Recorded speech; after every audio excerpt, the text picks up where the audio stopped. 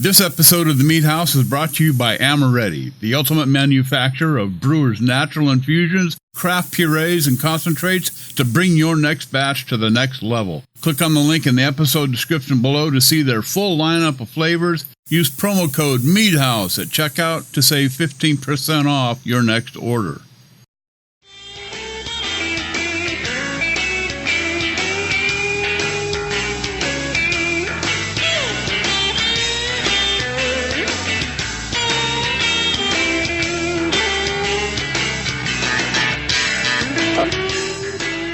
A little bit of downtown blues there in the background as our intro. Man, I love that stuff. I could sit and listen to that all night long.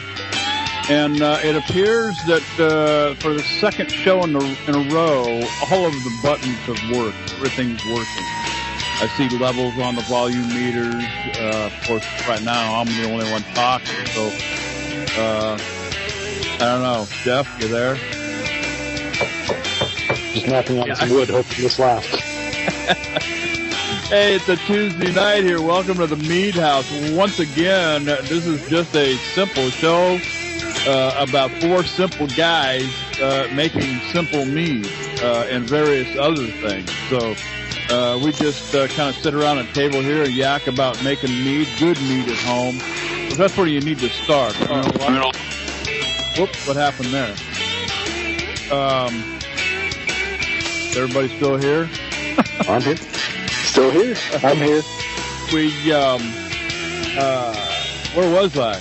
Well, we were making mead at home, making good mead at home. You know, a lot of people have, a desire or aspire to start a meadery, and that's all fine and good, but, you know, you kind of got to start out at home, play around with some, some ingredients, come up with some decent recipes, some good tasting recipes, share it with your friends and relatives, get some good feedback, and make good mead at home. That's kind of where it all starts. And Chris, I kind of like to think that home mead making is kind of where it all starts. This is where you make all your mistakes first, before you want to turn pro or do anything bigger with your fun. So. Yeah, I don't want to turn pro. Yeah, me neither. But for those of you who are making mead at home, and this is the show that you need to be listening to. So we talk about all kinds of different kind of things about mead making, and we have covered all different kinds of styles. Working on one, we'll talk a little bit more tonight about the braggot thing. I've made my bourbon selection. We'll get into that a little bit later on. Sizer season is upon us. Chris is going to entertain us some more from Mississippi and talk to us a little bit more about sizers. But first off, welcome to the show, the Mead House, here live on Tuesday nights at 9 o'clock Eastern. You can go to themeadhouse.com and listen in there, or you can go over to TuneIn Radio, just tuneinradio.com, and just type in the search deal there, The Mead House, and it'll come right on up. So, TuneIn Radio's also got a mobile app for all the various iPhones, Androids, and whatever else is out there, if you want to take us with you. So, with that, if you want to call the show, 818-921-4680. That's the number you need to dial. In the house with us tonight, Aaron Martin, Mississippi, Chris Spencer, Jeff Schaus, and my name is J.D. Webb. Guys, we usually like to start out the show. I kind of go around the Facebook group thing there, and I'm up to there's like 6 or 8 of them now. And I need to hire a secretary or something because it's really getting hard to track all these things. There's so many of them out there now, including ours. You can go to our Facebook page. It's simply the Mead House. But I found a couple today that I wanted to talk about. One, Ray Stump. I want to throw a shout out to him. Fruit, Wine, and Mead Making Facebook group. He's got a picture of a 5-gallon carboy of plum mead, plum wine, actually. and he says he used one and a half boxes of plums. Now, I don't know what he means by that. He didn't, go into too much detail about it, but I wanted to throw him out a shout out. And I love plums. Plums are one of my favorite fruits. Any kind of plum, the bright, the red ones, the dark ones. I just love plums, and I can imagine a plum mead. I think that would be the most awesome thing. So that's going on my to-do list as far as mead making, and he says he had a friend over and they tasted it over the weekend, and he says it tastes exactly like the plums, only with a little bit of a alcohol taste to it on the nose. He says it's somewhere around 7% or so. So congratulations, Ray. Man, I wish I had a bottle of that here tonight to enjoy as well. But I would look forward to putting a plum mead together myself. Lori Barber. I want to throw a shout out to Lori Barber, wine and mead making enthusiast Facebook group. Now, she's got this post up. She's actually making a wine, but I thought, you know what? This stuff would be an awesome mead, and it's called Dragons in Paradise. Now, it's a sugar wine recipe that's featured on, I don't know if you guys ever heard of the Sicilian Prince. Have you ever seen his YouTube videos floating around out there? I mean, yeah, I've seen it before. I thought you said Floyd the Barber. Who did you say? Floyd, no, not Floyd the Barber, Lori Barber. Oh, Lord. Okay. Sorry. Yeah, Floyd the Barber. Sorry, that was Mississippi. But this guy, and I've seen this guy's videos all over the place, Sicilian Prince, and he does it all. He's done meads, he's done kit wines, he does these fruit wines, but this is a fruit wine recipe using tropical fruit blend. Now, it's just a frozen bag of fruit. I suppose you could get it I've seen them at Costco, big 10-pound bags. But he uses 12 pounds of frozen tropical fruit, 2 large bottles of pineapple juice, and about 11 pounds of cane sugar. Now, if you were to replace that with honey, of course, add your tannins and yeast nutrients, pectic enzyme, the whole 9 yards to it, and make a mead out of it. Man, that would be a fantastic summertime mead, maybe a little on the sweet side, semi-sweet even. But he calls it tropical dragon blood recipe, or Dragons in Paradise. So certainly want to mention the Sicilian Prince out there, since this is where the recipe comes from. But sounds like Lori's putting one together. So good luck with that, Lori. Tell us all about it when you get it all finished. And send us your tasting notes if you would. I'd love to talk about it on the air when you get done with it. Sorry for calling you Floyd. Yeah, Floyd. So next up, what are we drinking tonight? Let's start off with Aaron tonight. Aaron, what's in your glass? So tonight, taking a little page from the book of Chris. I know how much Chris loves his tea, but tonight, not doing an iced tea, doing just a nice hot cup of tea. Earlier before the show, we were chatting a little bit about how the temperatures are starting to cool off outside and the humidity is lower. I think I saw on the thermometer it's about 50 degrees already, 50 Fahrenheit here in the Milwaukee area. So I'm warming myself up tonight with a hot cup of chamomile tea. I got a buddy of mine that lives in St. Paul, Minnesota. He sometimes listens to the show. I talked to him this afternoon, and he said it was 55 degrees at 4 o'clock or at 1 o'clock when I talked to him.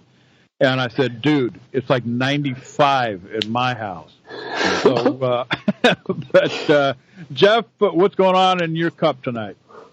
Well, I heard we were going to be talking about apples tonight, and I couldn't find any cider for the life of me, but I picked up a couple bottles of this Woodchuck Summertime. It's a hard cider with a little bit of hint of blueberry in it, so it's pretty tasty. Ooh, that sounds good. Yeah. And Mississippi. I mean, should I guess? Take a guess. I'm thinking Starbucks. No, I had to go off the Starbucks. I told you that. I'm drinking the 8 o'clock dark Italian roast. No more Starbucks for me. No more. Okay. All right. Coffee in Mississippi's cup tonight. Well, old JD's drinking one of his home brews. I popped the top on a pumpkin. I've already drank about half the stuff I made. It was just so good. And I thought, you know what? I need to stop drinking this. I need to let it set a while and see how it matures. And so I popped the top about once a week or so, or about once every 10 or 12 days. And I still have about 3/4 of a case left. And man, this stuff is just getting better and better and better. So now I'm kind of in a between a rock and a hard place, I guess you'd say, because I'm having second thoughts on this whole pumpkin thing, about adding pumpkin, to a beer or even to a mead, because I don't know that the pumpkin really adds anything other than a texture, kind of a smooth type texture. But as time goes on with this pumpkin beer that I made, I can almost start to taste the pumpkin now. Setting aside the pumpkin, the allspice cinnamon, typical pumpkin pie spices. So I think now that that I can taste that pumpkin in there, I think I'm having second thoughts on this whole pumpkin edition thing. Because I was ready to just chuck the cans of pumpkin and just, continue on adding the spice only. But it's cold, it's good. I'm extremely surprised because, of course, this is a pat on my own back. This is the first beer that I ever brewed, so it's good. I love it. Nice. Yeah, and I think I told you when I first, I went out and I did all the research and I went everywhere. I looked everywhere, and all the reviews. I got it from More Beer, and I looked at all the reviews and reading through all of those. People were doing different things like roasting real pumpkins. They were adding canned pumpkin. Seemed like people who had best results were using the simple canned pumpkin, which is unprocessed, just pure raw pumpkin, no preservatives or anything in it. So that's what I did. And like I said, when I first tasted the first bottle, I thought, well, this is kind of unimpressive because I don't taste any pumpkin at all. But now it's aging, and of course, this whole thing with mead, with wines, I guess age even does beer some good as well. So, good stuff. We were talking, we kind of got into talking about sizers. And, it's already the end of September. October is like, what? I mean, what's today's date anyway? I don't even know. October starts. Yeah, it's okay. So October starts on Saturday, right? And before you know it, it's going to be November. And in many places around the country, apples are already starting to come out. It's going to be apple season here in my part of the country in about 3 weeks. So, debate. Should I, shouldn't I? Talking sizers, real apple juice, or just the store-bought stuff like Mott's. When's October 1st? Let's see. Saturday? Saturday. Oh, crap. That means I got a mortgage payment due. There goes my next fermentation bucket. That's some good stuff right there. I was gonna get a new bucket this weekend, but now I got a mortgage payment due. Oh, damn. Well, maybe next month. Maybe next month. All right. So, sizers, Chris. We left off last week. We were starting to get a little more into it. We're talking about different juices and whatnot, and I think you left off with, it's okay to use something like a Mott's apple juice or a treetop, if you can't get, fresh pressed apple juice. So, well, we're in a situation where we have to work with what we've got, and so we've got to find ways to make it more appealing. And, if that's what you got, that's what you got. And I'm in the same situation. I mean, I don't have access to even the varieties that people in other parts of the country might have. This is really not a big apple growing region here. So I'm limited to farmers markets, grocery stores, and whatever juice I can find. I don't really see anything wrong with it if you're willing to add in some things to make up for what's lacking.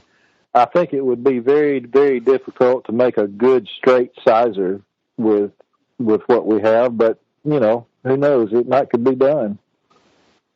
I wonder, because we also talked about, apples themselves and the typical apple, Granny Smiths and potentially using store-bought apples, but selecting some that had a bitter component, some that had the sour component, all the things that you kind of need to, for all of the flavor components that would go into a mead. So, right. How do you? I mean, if you're gonna, and typically this would come from, if you're going to use apple juice and do your own, typically this is going to come from those apples. So how do you duplicate those flavors in a store-bought like Mott's or Treetop? How do you accomplish, the flavor profile that you would get from using, regular fresh pressed apple? Mm-hmm.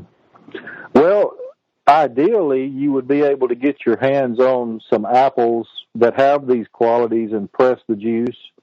Barring that, you would probably want to start with a store-bought juice, which is going to be primarily a dessert apple. That's going to be your sweet, mostly sweet, like Red Delicious, Galas, things like that. When you're starting with a base like that, you're missing the sour, you're missing the bitter, and the sharps, so to speak. So we got to look at things. Where do we get those qualities from? Well, we know we can get sharp and sour from cherries, for instance. So you make a cherry sizer. You can get bitter from a lot of different spices. Certain allspice, cardamom. If you use enough of those in the right quantities, they can become somewhat bitter. Sometimes something like the pith from an orange peel can add a quality of bitterness to it. Certain tannins can come across as bitter, especially the coarser grain tannins can be quite bitter. So you can start looking at oaking your sizer to get a certain level of bitterness. Maybe start looking at something like a dark, rather than a medium toast oak, look at a dark toast French oak or something like that. Yeah. So there's all sorts of ways that you can approach it. Citrus fruit. I've never used a citrus fruit in a sizer, but I assume that it would probably you could probably get some bitterness from that, especially if you just use the rind with the white pith on it.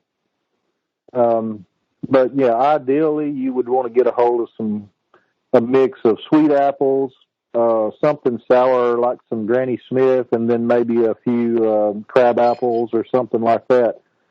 Just taking into account what we're limited to here in the States. Yeah.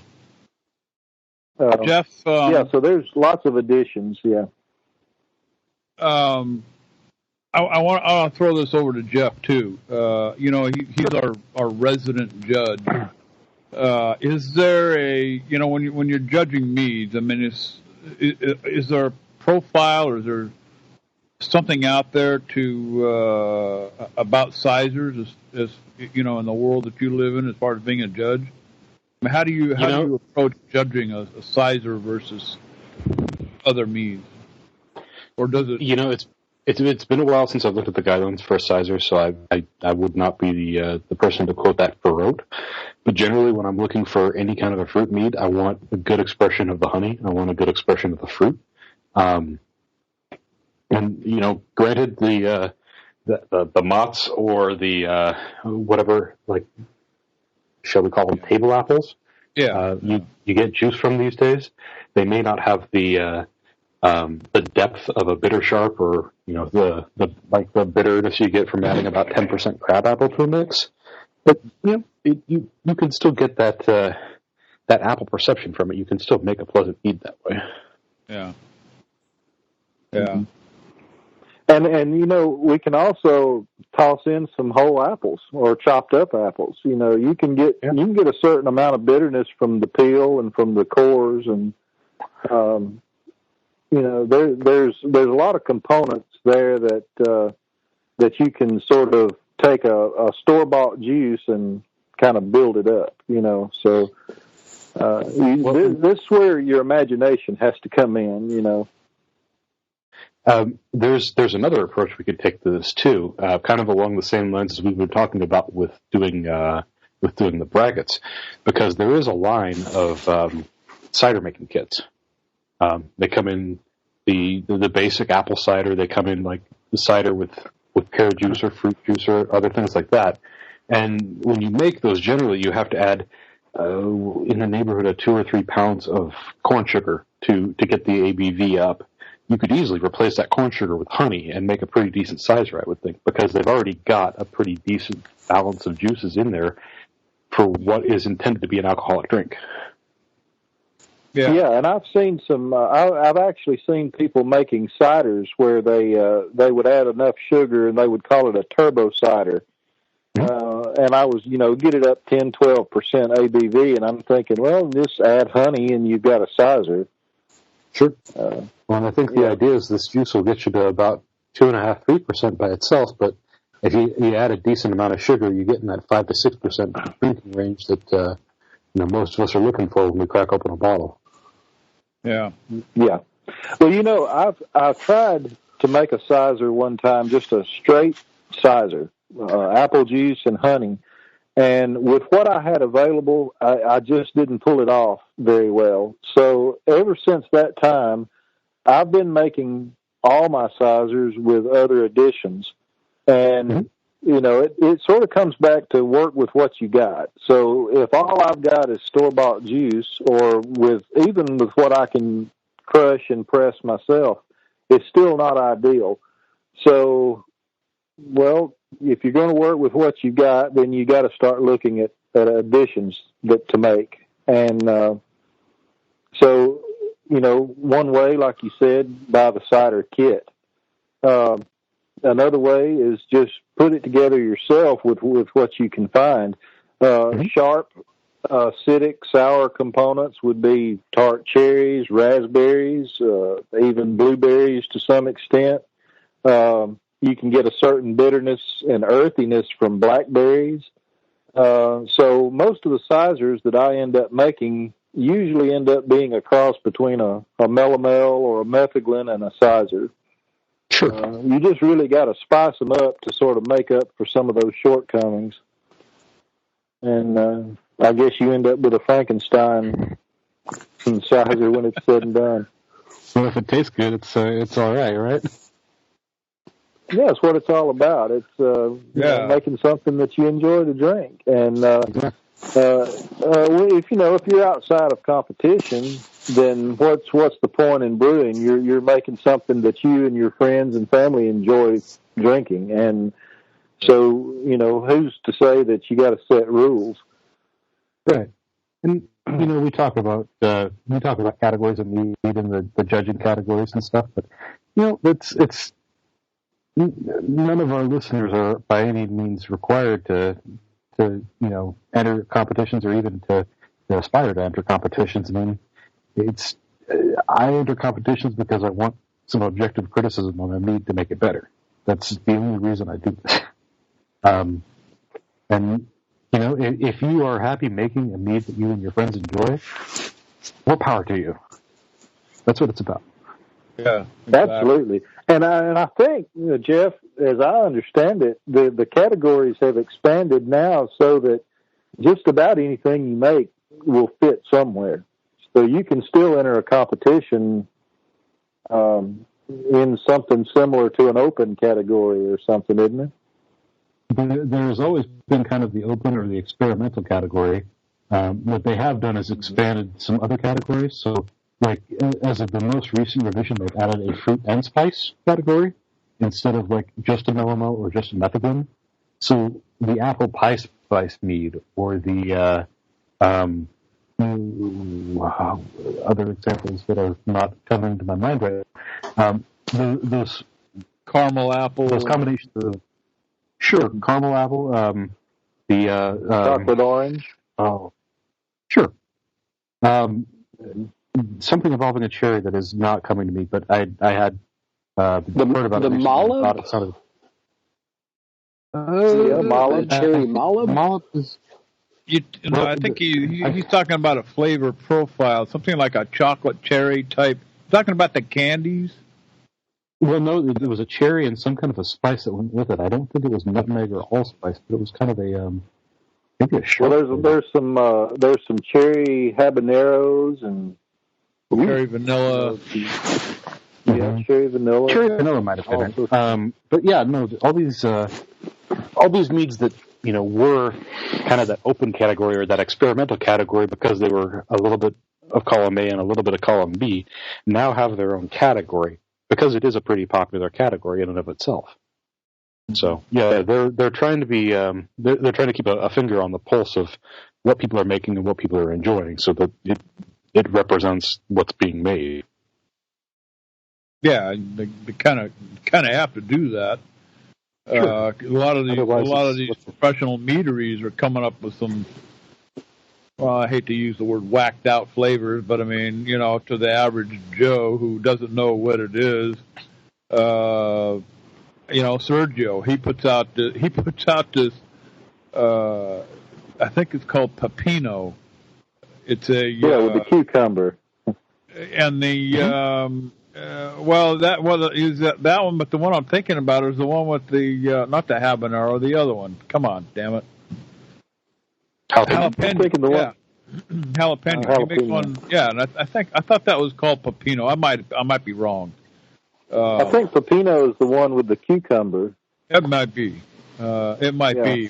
But, when we were producing the other show, we would get samples of mead sent to us, and then we would talk about them on the air. And Sergio had sent out several bottles of stuff that he was making. And, one was a cucumber, which I thought was, I love good, my grandmother used to take a cucumber and chop it all up with a little vinegar and water, and a little salt and pepper. Man, I could eat that stuff all day long. Even putting a cucumber in a glass of water. I love that too. So, while we're talking about sizers, if Michael Fairbrother from Moonlight Meadery happens to be listening by some narrow chance, or if you're a neighbor, if you live next door to Michael Fairbrother and you're listening, run over and tell him to give us a call because I'd like to discuss one of his sizers. Michael makes one of the best-selling sizers in the country. It's an apple pie, and I'm going to talk about it here in just a few minutes, but I would much rather him tell you about it and describe it if he's listening. So give us a call.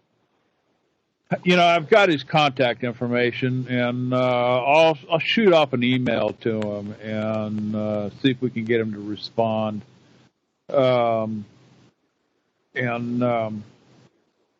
Aaron, have you done anything with sizers at all, or experimented with them at all, or?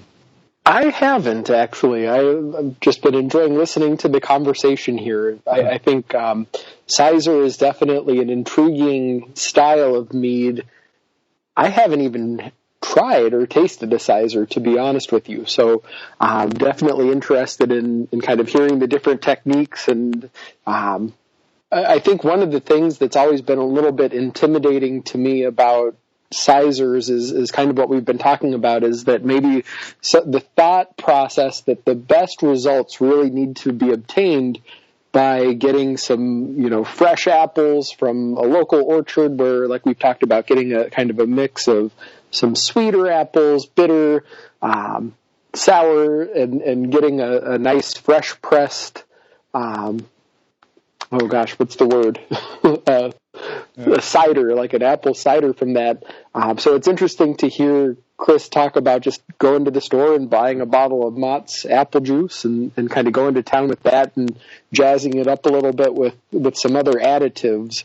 Definitely, I think something that I'm interested in. I think the way that you're describing it just makes it a little bit more accessible to those of us who don't have an apple press at home, or for those of you who live in a neck of the woods where it's a little bit more difficult to, obtain, fresh apples like that. Well, yeah, and just as a disclaimer, I never said that I made the world's best sizer either, and I probably never will with store-bought apple juice. But like I said, you do the best you can with what you got. So, and it's a way to try the style too.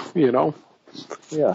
Yeah, we've mentioned it. In fact, we mentioned it on the show tonight. I mean, there really isn't any hard, fast rules that you have to use one particular kind of apple juice over another, whether it's fresh pressed or even the variety of apples. Now, granted, there may be some varieties of fresh pressed apples that work better than others or produce a different flavor, better flavor. Maybe, I don't know, but. I think Chris, this whole thing centers around whether, and you mentioned it, whether you have access to fresh pressed apple juice, or whether you're stuck, somewhere in the middle of the country where there's no orchards, having to use store-bought Mott's Treetop or whatever might be, Langers or whatever might be available. So. Yeah, and even here in America, even if you have a cider press, you're still not going to come up with what is normally considered the ideal cider to start with, because we just don't have the apples available to us here that they have in Europe.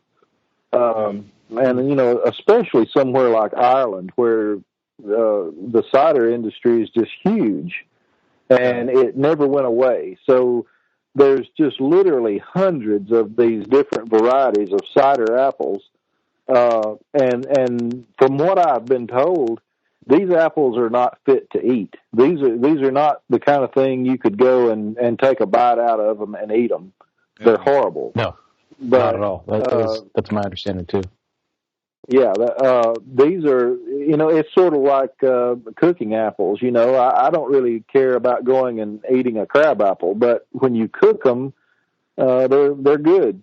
And it's sort of like the cider apple. So still, even with a cider press, we're not going to get the ideal juice to start with, because we're still limited to what we can get as far as apples. And we've got the sweet component covered entirely.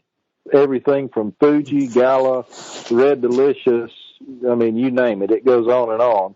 But when we start getting into the sharps, what have we got to look at? Well, Granny Smith, Gravensteins, I guess, could sort of go with. They got a little sharp character, but they're mostly sweet. And then when you get into the bitter category, which should make up, from what I understand, about 10% of your juice, then we're really limited. Then we're looking at things like heirloom crab apples and things like that. So,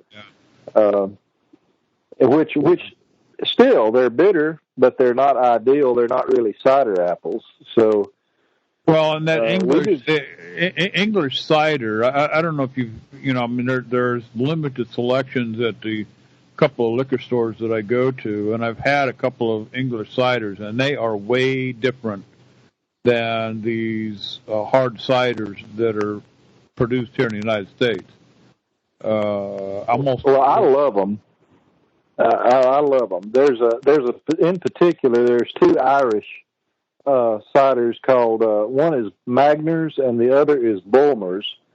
And the Magners, to me, is just the best cider I've ever had.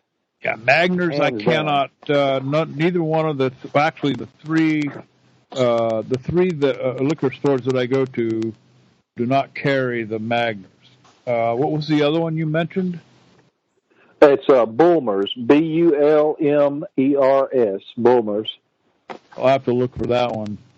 But that's a world of difference, and at some point this has got to translate over into the mead making or making sizers too, because the English, the stuff that they make here in the United States is almost like a soda pop to me. And they tend to all taste the same. Cinnamon. I mean, some of them have these adjuncts that they put in, after the fact. So you get these different flavors. But the bottom line is, to me, they all taste like soda pop. Whereas in English cider, I mean, it's dry, it's crisp. They're not overly sweet. Well, I think you may not like the sizers we do either, because there's a reason why they're doing that. They're making up for those qualities that are lacking in the apples. Well, and the other thing too here, I mean, sweet sells. Sweet will outsell anything before, I mean, if I laid a sweet onion on the table in front of you alongside of a piece of chocolate cake and handed you a knife and a fork, you can eat that chocolate cake and eat some more before you, or want some more before you ever take a bite out of that sweet onion. Now, if I took that onion, wrapped it up in foil, and threw it in the barbecue for 30 minutes, you'd probably eat the chocolate cake and the onion and thought they were both great. Talking about sweet ciders and sweet sizers, a very common technique that I've noticed a lot of people doing is adding some apple concentrate after the fact in secondary to boost the apple flavor, and that's due to the lack of cider apples that we have. They don't tend to impart as much apple flavor as a true cider apple does. So you have to make up for that somehow. Naturally, when you add the apple concentrate, well, you're going to add sweetness as well. So I don't know that it's being done just because that's what sells. I think it may be being done mostly because trying to make up for inferior apples. Sure. Jeff, what's your preference when it comes to a sizer? Sweet or semi-sweet, or what would you prefer? Honestly, I like it a little on the dry side. And maybe off-dried, semi-sweet on the high end. I mean, woodchuck is notoriously a little on the sweeter side. The more English ales, the more English ciders like that the Irish Magners or Strongbow, I think, is an English one as well. They tend to be a little on the drier side, a little on the tartar side, and that's usually where my taste lies. Aaron, what about you? So smooth, Well, for me, I'll tell you, I again don't think I've ever had a sizer, but there is a cidery here in Wisconsin, I think in Stevens Point, if I'm not mistaken, called Cider Boys. And little quick story about their cider. A few years ago, there's this, it's called like the Wisconsin Beer Lovers Festival. And it's one of these deals where you go and you pay however much to get in, and then they give you a little sample glass, and you go around from tent to tent trying all of these different beers. So my wife and I went, and we got our little sample glass, and we were drinking all different kinds of, porters and IPAs and stouts and these heavy beers. And the festival is open for like 4 hours. And come, hour 2, hour 3, that's a lot of drinking beer. So we came across this Cider Boys tent, and I remember it to this day. They had this peach apple cider, and we, after just all of that heavy beer, had a little taste of that, and it was very bright. It was very crisp. I do think it is a little, their ciders definitely tend to be a little on the sweeter side as well. But this one it had just the right balance of kind of tartness and acidity to match up to that sweetness. And I'll tell you, it just cut through all of that heavy beer flavor that we had kind of been bogged down with, and just kind of brightened up the palate a little bit. So, yeah. I think definitely when I think of a good apple cider and that type of flavor, kind of the bright crispiness is kind of what I'm drawn to as well. And I'd have to think, when I get to the point of experimenting with sizers, that's probably where I would migrate to. That's probably what I would look for as well. Yeah. Well, it sounds like we're running the full gamut here. I'm kind of with Jeff. I prefer something on a drier side. And I've said it over and over again. I'm not a soda pop drinker. I don't drink sweet tea. Sorry, Chris. Sweet drinks. I don't drink hot chocolate. None of that kind of stuff. So it's a very rare occasion when I drink anything sweet here. So, for a sizer for me, it kind of brings up another point here. Let's talk about honey for a minute. I get this wildflower honey that I get from my local source, and as Chris can attest, this is some of the sweetest honey you ever want to taste. It's the sweetest honey I have ever had. So that kind of worries me a little bit. It's got a nice floral component to it. What kind of honey would work best in a sizer to complement the apple? Because, you definitely want that apple. I want that apple flavor, Mm-hmm. Well, the absolute best honey that I ever used in a sizer was actually apple blossom honey, and it is notoriously difficult to find for me. But if you can find some, it has been the best that I have ever had. And probably the second best honey in a sizer has been black locust. Black locust. Black locust honey. It's also known as acacia honey. Those are the two best I've ever had in a sizer, bar none. Wow. But with that said, orange blossom and wildflower both make very good sizers. Yeah. Mm-hmm. Because I just kind of the other component to this whole sizer making thing here, of course, is going to be the honey. So, and I think some of the nut blossoms, like macadamia nut blossom, maybe almond blossom, some of those go good in sizers. I've never used the almond, but I have used macadamia nut blossom in a honey, and it really in a sizer, and it turned out good as well. Yeah. Well, incidentally, part of the reason that apple blossom honey is so hard to come by.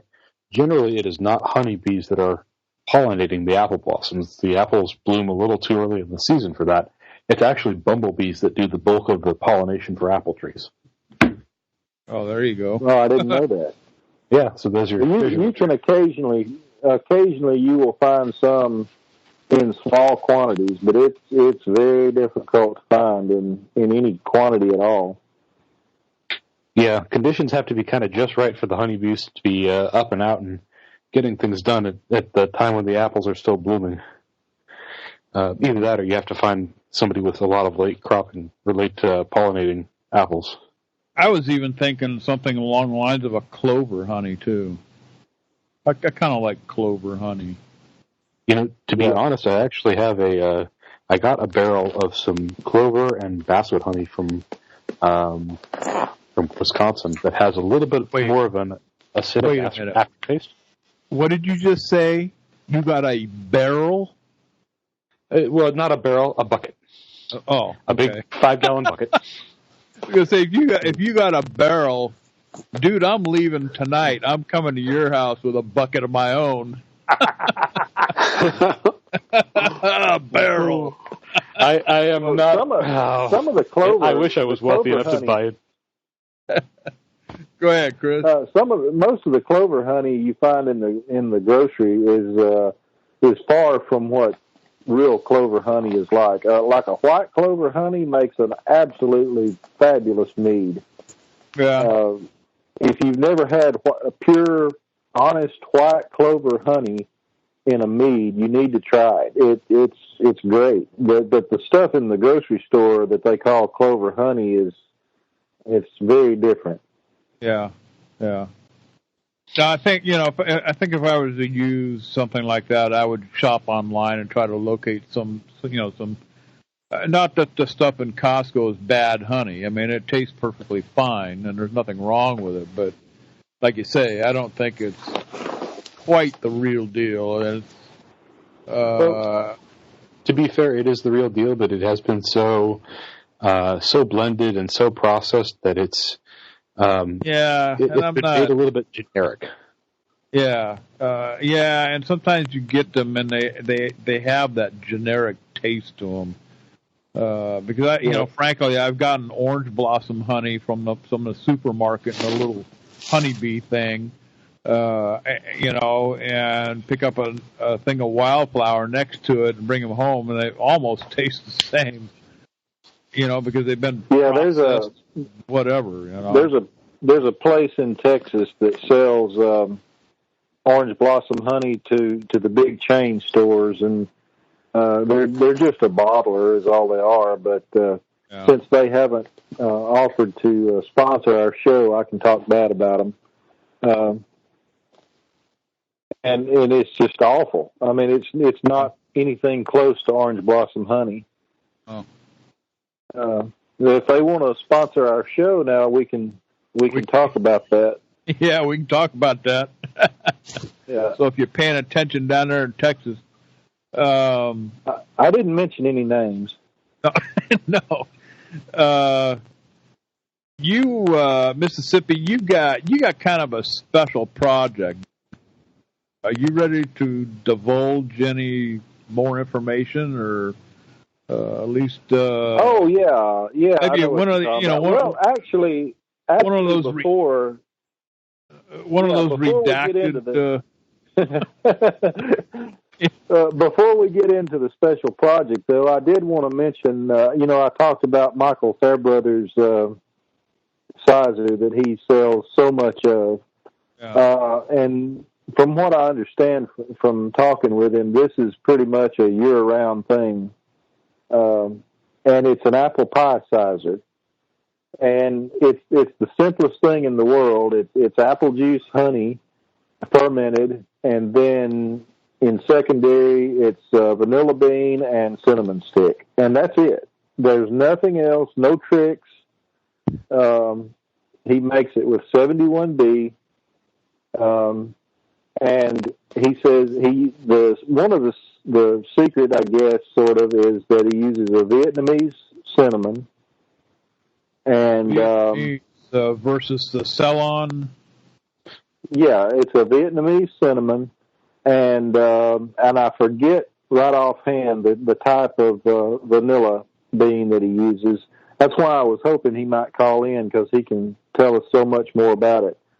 But he makes this stuff year round. It's probably the one sizer that sells the most in the United States, I would imagine.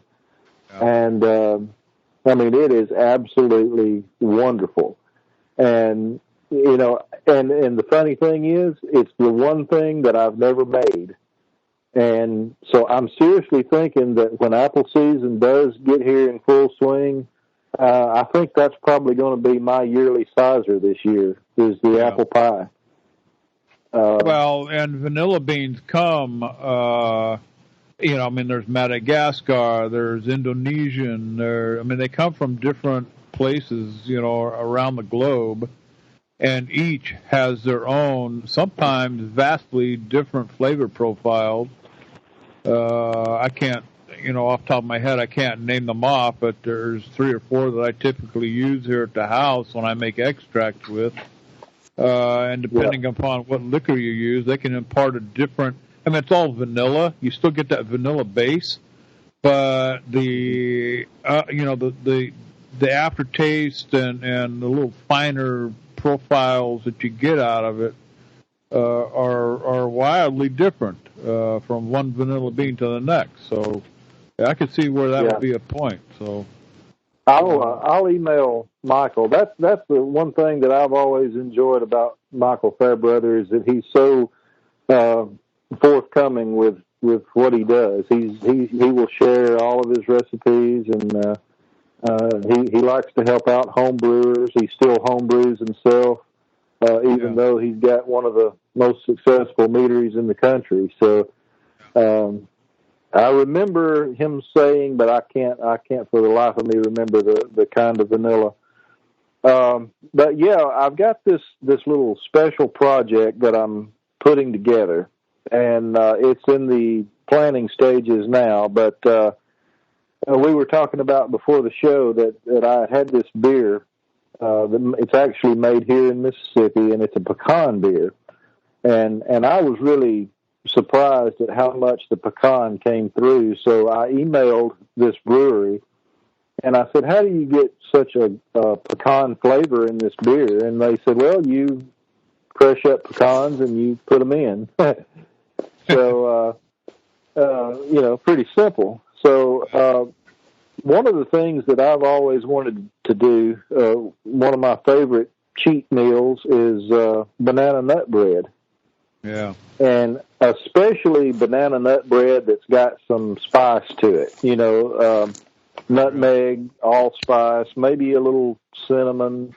So I got to thinking about it, and I decided that I'm going to embark on this experiment. And basically, I'm just going to make banana nut bread in a mead. Wow, that sounds good. Yeah, so I'm going to be using. Well, I've got some black locust honey here already, so I'm probably going to use that. But I'm going to use some bananas. I'm going to use some chopped up pecans and walnuts. Probably some allspice at least, and cinnamon. May throw in some other spices. I don't know. I'm sure there'll be some vanilla beans in there. Yeah. Just looking at several different options. I came across a recipe online for something very, very similar, and I don't know who did it. I wish I could give them credit for it, but I don't know who posted this. But they had actually used maple syrup as well, along with the honey, for another layer of flavor. And the one thing that struck me, and I thought of you, JD, when I saw this, in secondary, they threw in 2 ounces of medium toast American oak cubes soaked in cognac. Yeah. Oh, yeah. Oh, yeah. So I'm thinking banana nut bread, spiced up with a little maple syrup and oaked on cognac soaked cubes. Oh man, yeah. So, that makes me hungry when I talk about it. My mouth's watering over here. every once in a while, I used to make. You guys are gonna kill me for this one, but I used to make, this annual Christmas stuff you get all the time. This fruit bread, fruit cake. Oh, God, the fruit cake, yes. Yeah. Yeah, but come on, The thing that everybody uses for a doorstop. Yeah. But JD's fruitcake is unlike any other fruitcake you have ever had in your life. I guarantee it. But I haven't made it in a couple of years. A long, drawn-out process. I actually start about midsummer because my fruitcake has to age for about 6 months in order for it to be in prime, condition for Christmas. But my grandmother used to make a cake, and she would make it in about this time, in like mid-September. Yeah. And like once or twice a week, you had to pour some sort of liquor over it, and then and then it would soak, and it would be all the way till Christmas. And this thing was like I used to drunken cake or something. I don't use the typical candied hard candied little fruit bombs that people generally use in those little plastic tubs. I use dehydrated fruits. Cherries, peaches, apricots. I don't use the typical stuff. And that's what differs. That's a big difference between mine and a lot of the store-bought stuff you get. And, of course, I make it with various different kinds of alcohol, from rums to bourbons to whiskeys. You name it. I've run the full gamut. Cognac was one that I made. Cruzan Blackstrap rum was a real popular one. Of course, my wife takes it to work with her, and the next thing I know, I'm making fruitcake for like 80 people. So, but yeah, so the fruitcake thing, I can see where you're going, with this banana nut bread. But bananas. Typically when you make like a banana bread, you got to wait till the bananas are like almost black. Is that the same thing? Same kind of deal when you're making mead? You just mash them up on a. If you use bananas in small quantities, they'll add body to a mead, but they won't impart any flavor. To get the banana flavor, you've either got to use a metric shit ton of bananas, or you can, now that's a technical term, so that is. I've heard it before. Look it up. Yep. Or you can actually slice the bananas up and simmer them in water, and then use the water itself along with the bananas. So that's what I plan on doing. That's a little trick that I learned from a guy on YouTube. JD, you saw him. You found the English guy, that was making the wine. Oh yeah. Yeah. Well, he made a banana wine, and that's how he did it. He simmered the bananas for like 30 minutes, and then you just put it all in, peel and everything. You just slice the bananas up, peeling and all, simmer it, and then you use that water, and that gets the flavor out. So that may be the approach that I take with this. Yeah, without the mess. Yeah. Yeah. Mm-hmm. Yeah, I can imagine, like you said, it would take a bunch of bananas and the mess at the bottom of the bucket. Oh my God. I thought the peaches metric shit ton. Yeah, metric shit ton. Because I used a metric shit ton of peaches in my peach mead, and the mess at the bottom was unbelievable. So we'll have to post a conversion chart for that on the website. Metric shit ton, yeah. Yeah, I'll be sure to do that. Metric, so many pounds in a metric shit ton. Well, now, the other thing, we kind of touched on it, before we launched the show tonight. We were talking about it. You said you were going to put nuts in it. Pecans, you said, right? No, I'm going to do pecans and walnuts. Walnuts. Okay, so walnuts are notorious for oil. Right. Not so much in pecans, but walnuts. There's a lot of oil in walnuts. So how do you get around that? Because isn't the oil going to give you a rancid type taste? The brewery who made the pecan beer said that they roasted the pecans first. So my plan is I'm going to roast these and roast them fairly dark and chop them up, put them in primary, and then when I get ready to rack, we've got the advantage of knowing that the oils will be on top, so we can rack under that. And just be very careful not to bring any of that oil along. And, there he goes with that word again. Oil. Oil. Yeah. Oil. Oil. Sorry. Oil. Isn't it a pain in the ass to be from the South, Chris? No, I love it. You get corrected on everything you say. No, because when people don't expect anything from you, when they hear you talk, they automatically deduct 100 IQ points, and they expect nothing from you. So, oh my God, it's great. Oh, all right. Let's move on here then a little bit. I know, Jeff, you wanted to talk a little bit more about the yeast selection, and we were talking. I mean, I think this goes along with the braggot thing here: the malt, the honey quantities, and that kind of thing. And you had some ideas on that, right? Well, yeah, I finally over the weekend got a chance to check and catch up on the episode that I missed.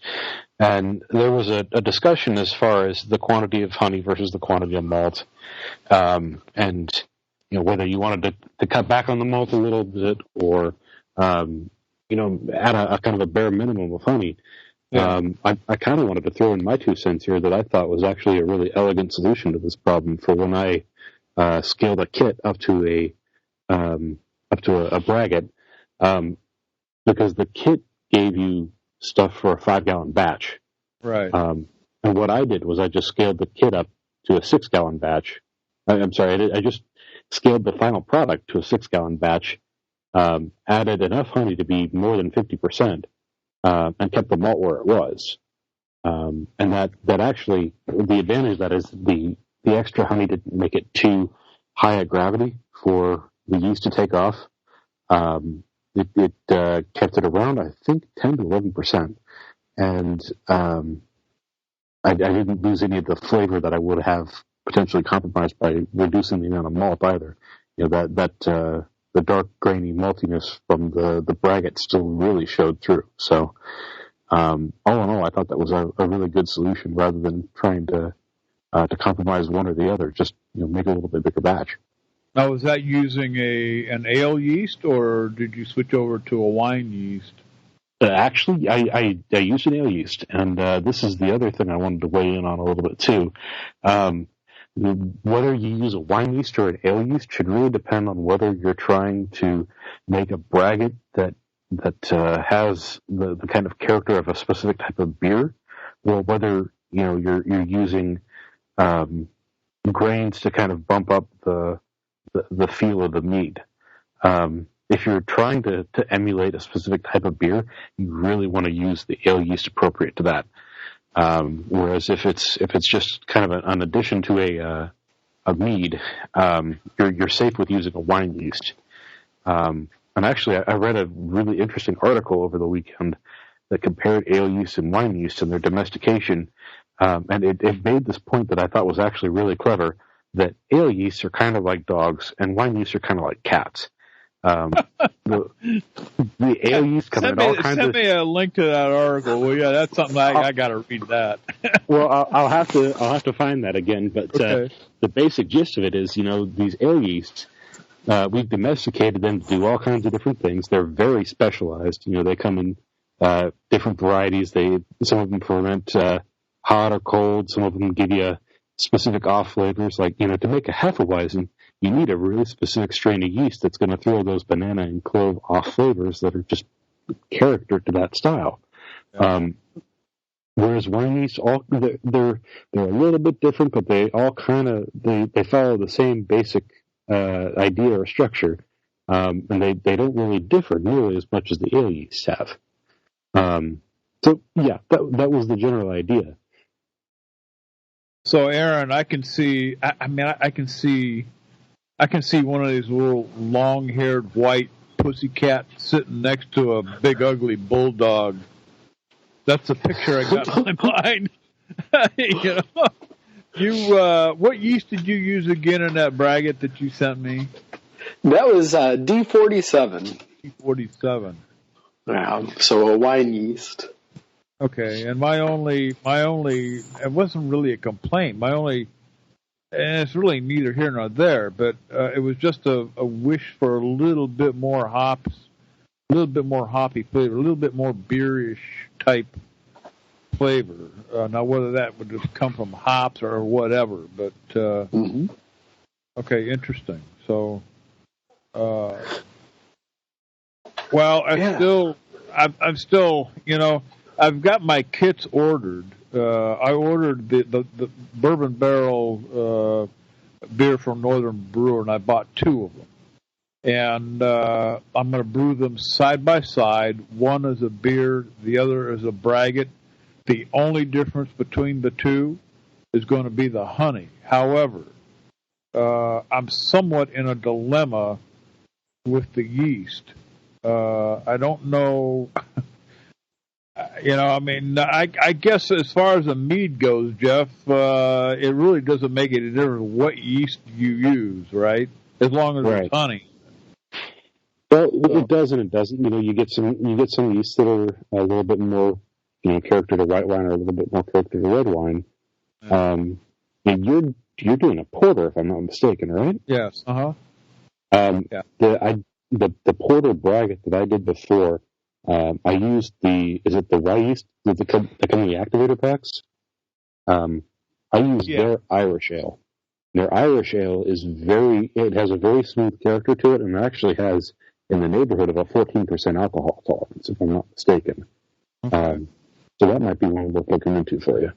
Yeah, because we were talking also on the show that, I had said that I really didn't want the alcohol to go much more than about 10%.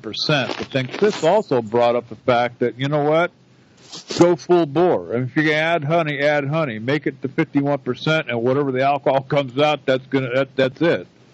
Right. And I think I'm going to go along with that. So whatever, Chris, you still good for that, right? You're just going to add the honey and whatever alcohol level it comes to, that's it, right? I think that's what I'm going to do. I don't know yet. I'm still a little bit up in the air, and I'll tell you why, and I'll have to admit this.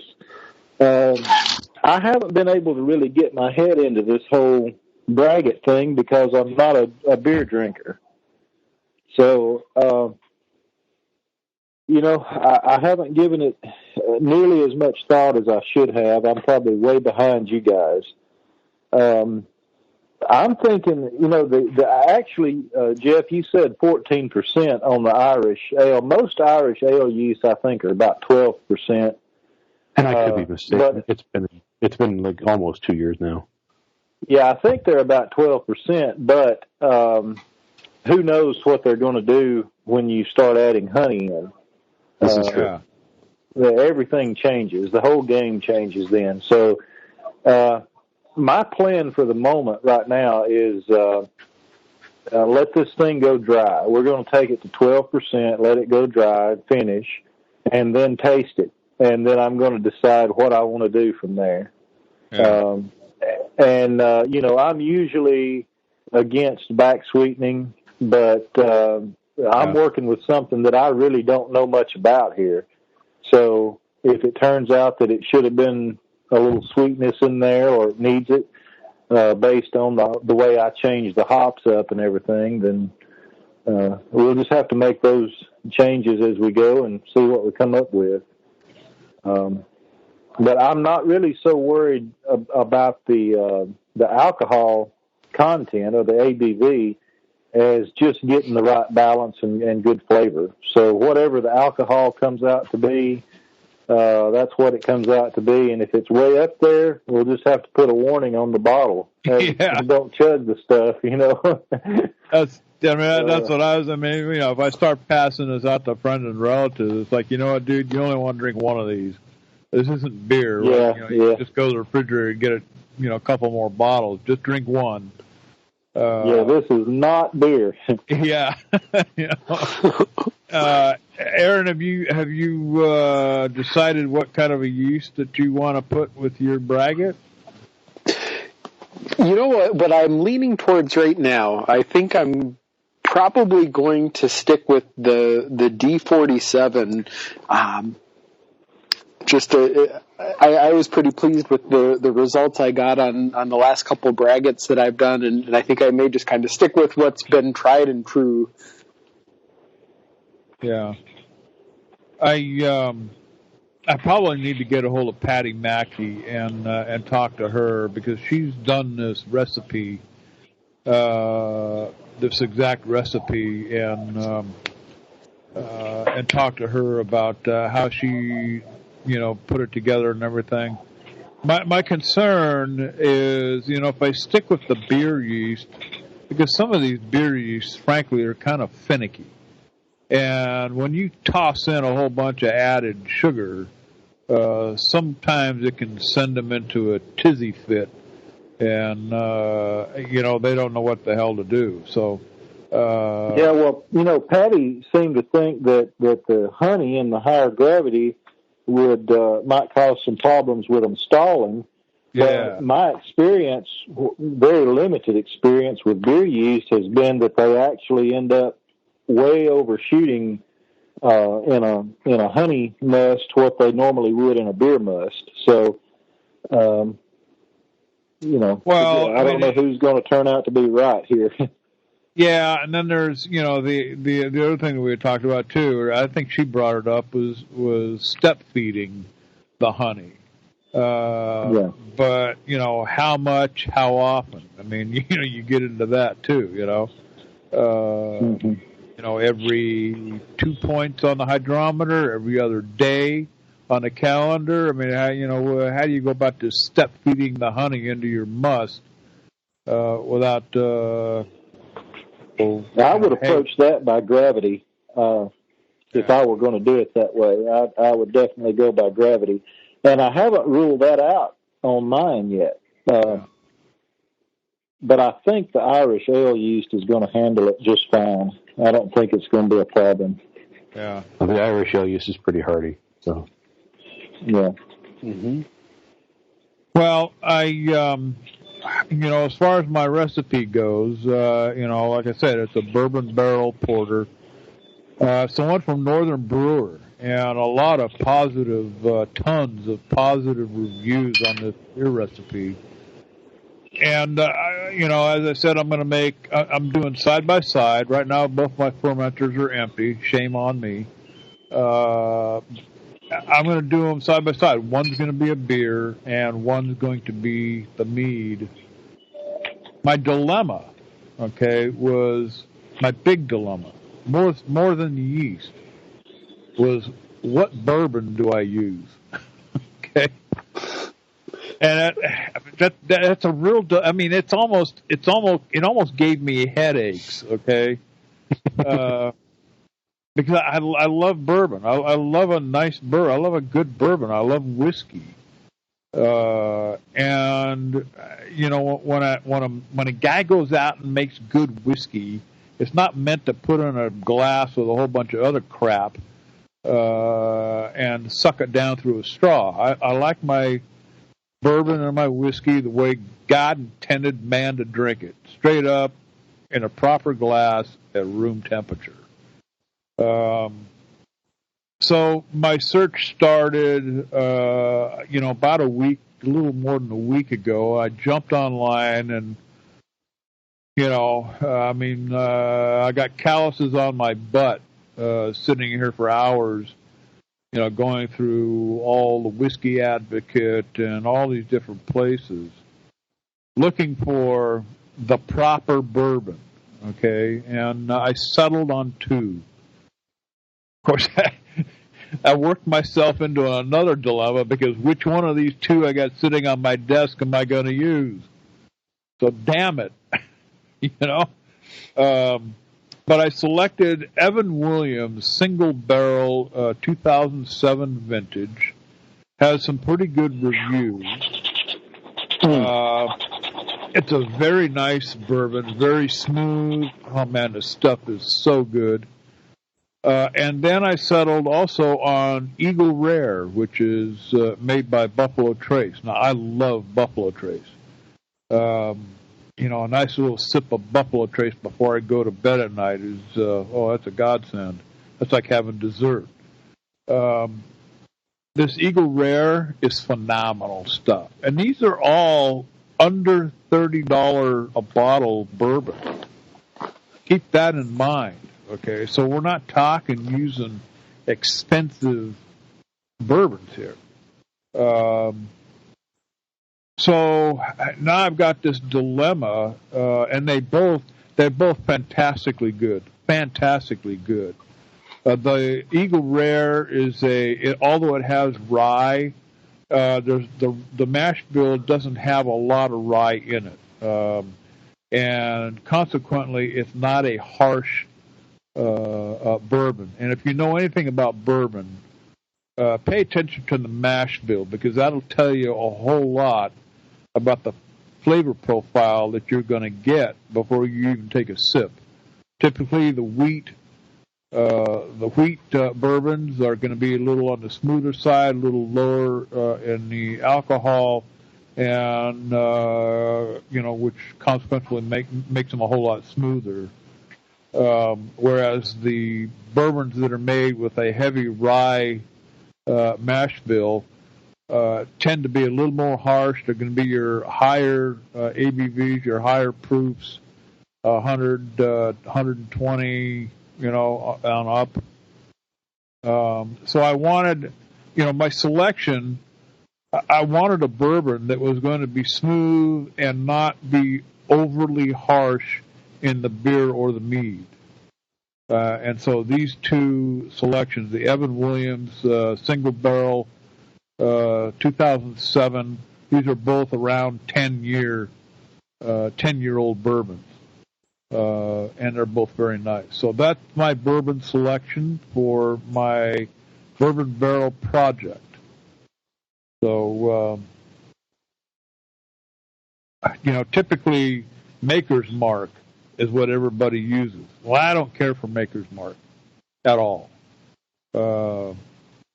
That's kind of an everyday bourbon. That's the kind of bourbon you put in a highball or, a mixed drink or something, as far as I'm concerned. So. Yeah, that's the one that put me on the knees in college that time. Yeah, it's Maker's Mark's got a little bit of a harshness to it that I really didn't. I'm trying to keep that part, trying to keep that part of it out of the recipe, out of the final product. So it's really harsh when you're hugging the toilet all night too. Yeah. That's the Maker's Mark is the reason I don't drink bourbon to this day. Well, and that was back in college. Holy crap.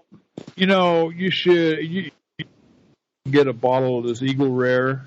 I said it was under $30. Actually, the Eagle Rare, I think it was like $32 for a 750 ml bottle.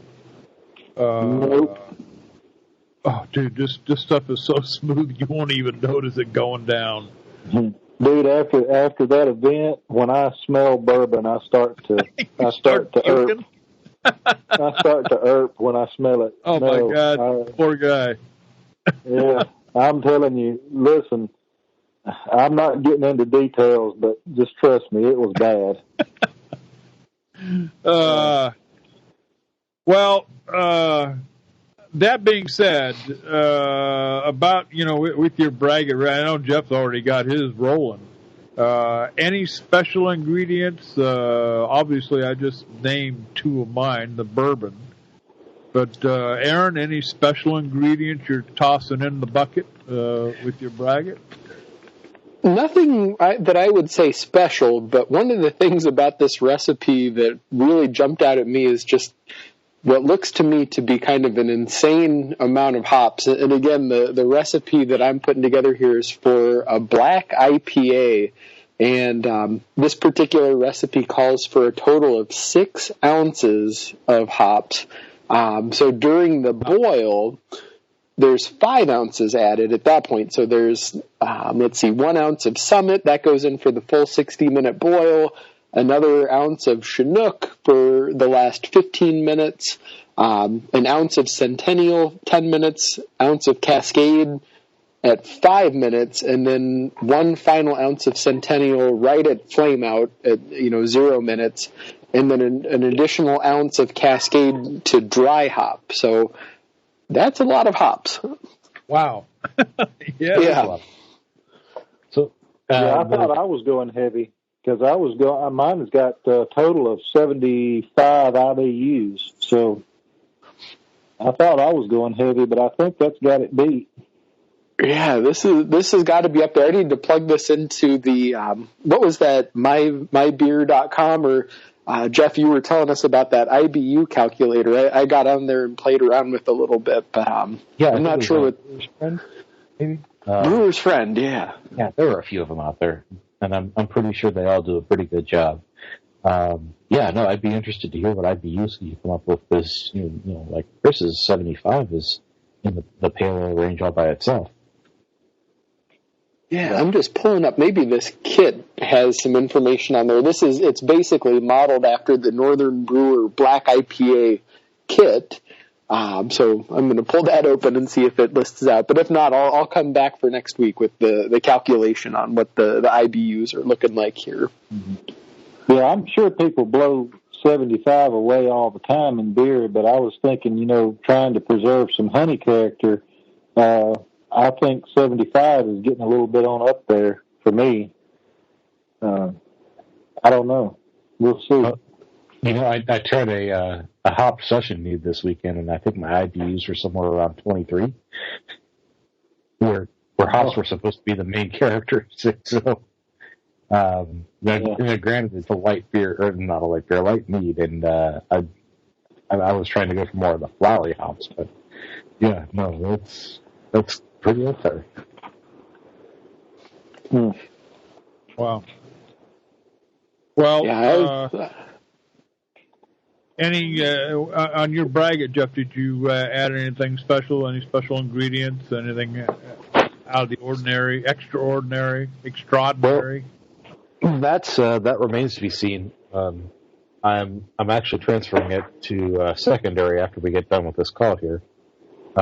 So that's kind of the point where I'm going to do another flavor check and see where I stand with it. I took a sniff of it before we got on the show, and it's smelling pretty excellent. So I may not add anything. I may go and add a little bit of like an herbal adjunct, like a little bit extra hops, some coriander, grains of paradise, star anise, any number of different spices to kind of just either complement or bump up some of the flavors that have come from that yeast. Yeah. Okay. Well, Chris, you've talked about your Red Irish deal there. Anything special that you intend to add in there later on or during primary or secondary? Well, I'm just changing the hop profile. I'm going to just trash the hops that come with the kit. And I'm using Chinook and East Kent Goldings. Yeah. So that's really the only change that I'm making to the kit. Okay. I guess what I am doing is using blackberry honey because that's what I used with it the first go around when I used only the DME. and it really turned out good even then. So now with the addition of the specialty grains, I'm hoping for a good one. Yeah. Speaking of the blackberry honey, and I keep forgetting to mention this, but Jeff, that hibiscus project that I did, it's starting to come around now. Excellent. And man, is that stuff good. Not overly sweet. It's right on the money. Earthy, velvety, tea-like. Yeah, part of that earthiness might be coming from you use blackberry honey, right? Yeah. Uh-huh. Yeah, and part of that might be from that. I don't get as much earthiness from it on mine, but yeah, it's dry, but it's very light, and it just kind of drinks nice and smooth. Yeah, I appreciated the hell out of that mead. I would definitely make this again. Yeah, that's why I chose the blackberry honey for this project, because to me, an Irish ale has somewhat of an English ale undertone to it. I guess that's the best way to describe it. And I think that the earthiness from the blackberry just sort of, it just really fits in there with that old Abbey style flavor profile, you know? Sure does. And your choice of the East Kent Goldens would be a good complement to that, too. Those are also a nice earthy hop. Yeah. Mm-hmm. Those, I'm using those for aroma. Those will go in like with 5 minutes left in the boil. And the Chinooks will be the primary flavoring. No, I think you've made some good choices there. You know, touch back on the sizers here for a minute. You know, on our long discussion on apple juice and everything. You know, back in the old days, I mean, we're talking, you know, back in the 1700s, and I've done a little bit of research. I mean, you know, typically it was cut the apples up, chuck them in a wooden barrel, and put the lid on, and leave them sit. That basically, you know, produced your hard cider. Now, it came with whatever yeast happened to be on the apples. So, you know, I guess that depended on where you lived, it might have changed the flavor. But one of the things that I kind of wanted to play with, just as an experiment, is just to get a half gallon or even a gallon of apple cider, apple juice, fresh pressed stuff, and put it in a gallon jug and drop some oak into it. Nothing else. No yeast. No nothing. Just drop some yeast. Drop some oak in it, and just leave it sit there for a month or so. Might drop a Camden tablet in it to keep it from taking off if there is any yeast in it. But often wondered what they might have tasted. Back in the 1700s when, they didn't have glass jugs. I mean, they simply chucked the apples in a barrel and, that was it. So, just a kind of a simple experiment, Why don't we just try it and see? I think I will. I'll go, maybe you can go over to Trader Joe's tomorrow and just pick up a gallon of apple juice and put it in one of my gallon carboys and just drop some oak in it and just see what the hell happens. Or just go by the orchard and pick up, one fresh apple is going to have yeast on it. So get your juice and chop up one fresh apple and toss it in for the yeast and see what happens. Go ahead and let it ferment? Yeah, just let it go. See what happens. I can do that too. Yeah, I can do that too. But wild ferment. I'm not driving 70 miles out to an apple orchard for one apple. Yeah, well, if you buy one at the store, it's just going to be wax covered, Yeah, I know. Yeah. Yeah. Well, that's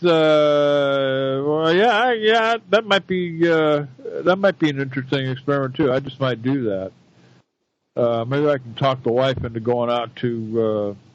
I'll have to look online and see whether they've got apples coming yet or not. They should be getting real close out there, but or just send her. You don't have to go. Yeah. Tell her it's part of the making her happy thing. Yeah. And,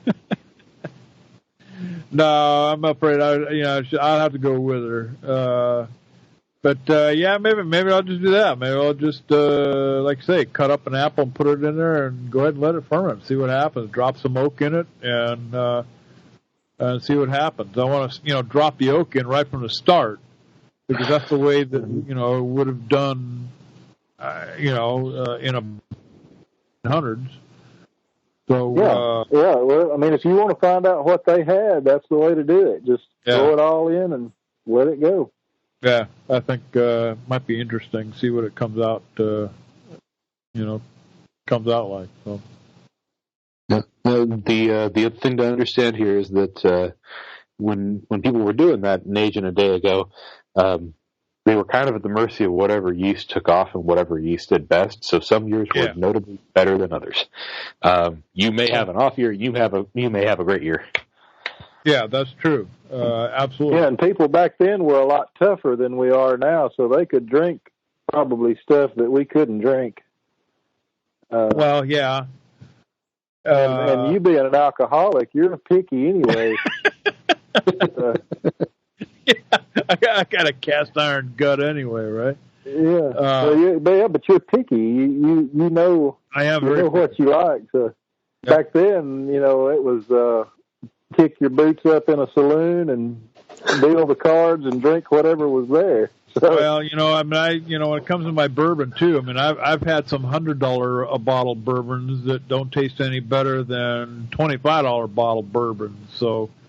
It's all what when it hits your tongue and gets in your mouth, that's where it all starts, and that's where you figure out what's good, what isn't good. So just because it's got a pretty label and a hefty price tag, that doesn't necessarily mean it's going to be some good stuff. So, but anyway, we've pretty much run the gamut here tonight on the Mead House, guys. I think we covered all the bases. We talked about the apple sizers coming to us, so we'll probably get a little bit more involved in recipes next week. What do you think, Chris?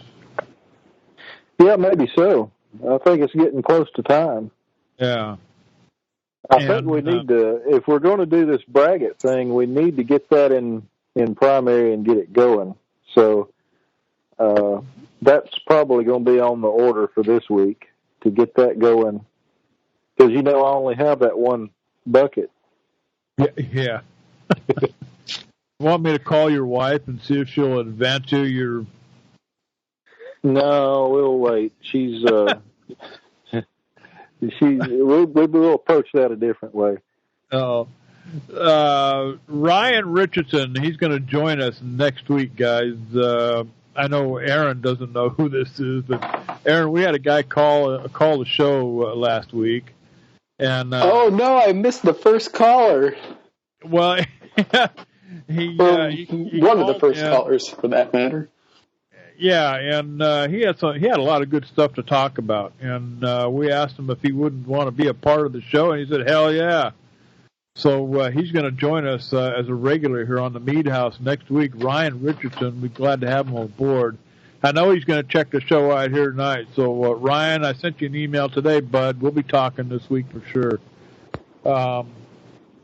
But some interesting stuff that he was doing, and seems like he's pretty well versed in mead making. He's been doing it for a couple of years. What did you see, guys? Like 40 gallons of this stuff or something going on in his basement? Hey, Aaron, just to get you caught up, just to let you in on the secret, the best coffee mead's not made with coffee. So, I'm going to have to go and catch up on last week's episode now. Yeah. I am anyway. Yeah. So the coffee thing's still going. I still have some coffee mead that's still cooking here. I'm trying to just let it relax, let it rest. I talk to it nicely every day. It's not like that sourwood thing that I cussed out every other day. Coaxing this little coffee deal. I'm hoping it's going to get better with time. since time seems to cure a lot of ills in this mead making thing that we're doing. So, but that being said, guys, we've pretty much run the gamut here tonight on the Mead House. What do you say we all get back together around the table next Tuesday night, 9 o'clock p.m. Eastern Standard Time? Ryan Richardson, he'll be joining us next week. So with that, see everybody next Tuesday. What do you think? Sounds good. Yeah, we'll see you then.